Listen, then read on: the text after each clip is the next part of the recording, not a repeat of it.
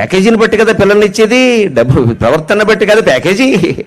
వాడికి సంవత్సరానికి 30 లక్షల ప్యాకేజీ ఉండి ఇచ్చేయి, వాడు అమ్మాయిని కూడా ప్యాకేజీ అమ్మేస్తాడు ఎక్కడో. మనకి ప్యాకేజీ కావాలి, ప్రవర్తన అక్కర్లేదు మనకి. అంత ప్యాకేజీ. టీసీఎస్ అమెరికా ఉద్యోగం, వాడు ఎంతకాలం ఉంటాడో తెలియదు ఆ ఉద్యోగంలో.